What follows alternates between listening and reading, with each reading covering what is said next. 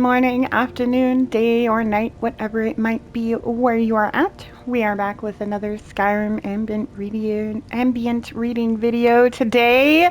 I cannot English, I am so sorry. I also apologize in advance for words that I cannot seem to pronounce in some of these books. But today we are reading another in the closely voted numbers section of my community tab poll, the Atherium Wars. Written by Taryn Dreth, dedicated to my friend and colleague. The end, when it came, was swift. In the span of 3 short years, the great dwarven cities of Skyrim, from Markarth to the Velothi Mountains, fell before the armies of the High King.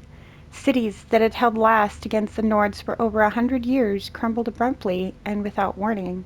For centuries, scholars have marveled at the sudden collapse of the Dwemer city-states. Even the Nords seemed to have taken by surprise, though their chroniclers were quick to describe their success to King Gilir's inspired tactics and the blessings of shore. My research suggests a much different cause, however. In the decades preceding their fall, the dwarven cities of Skyrim had been decimated by the internal disputes and infighting over a most surprising cause: Atherium. Modern scholars know Atherium as a rare, luminescent blue crystal found in some Dwemer ruins. Most consider it little more than a curiosity, as it has been proven all but impossible to work with. Where it has a strong magical aura, it is alchemically inert, and no known process can enchant, smelt, mold, bind, or break it.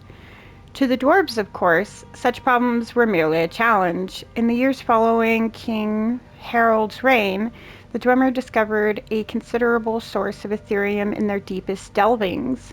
An alliance of 4 cities, led by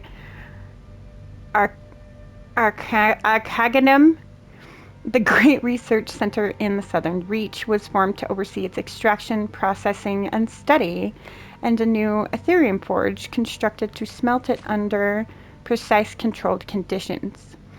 If the inscriptions discovered are to be believed, the results were nothing short of spectacular. The items produced by the forge were artifacts of immense power, imbued from the moment of their creation with powerful enchantments. The Dwarven alliance shattered almost immediately as the 4 city-states and their rivals attempted to claim the forge. We can only speculate that none were successful. Decades have merely weakened them all, allowing for King Gilir's subsequent conquests. And though the Dwemer reclaimed most of their lands a century later, there is no evidence that they resumed their research on Atherium, despite perhaps the costs had just been too great. But nothing like the Atherium forge described in the inscriptions has ever been found within the borders of Skyrim. It may have been destroyed long ago by the Nord invaders or the Dwemer themselves, or perhaps it, like the secrets of the Atherium itself, still remain to be discovered. I hope you guys have enjoyed the book so far. Thank you so much for hanging out with me, for listening to these. Please let me know your thoughts in the comments below, or if you have any suggestions as to books you would like to see read in the future, please drop me a comment, let me know, and I will go looking for the book as I have been collecting them, as you can see in my last video. Thank you so much for listening. I appreciate you. I hope you have a wonderful rest of your week, and don't forget to stay hydrated.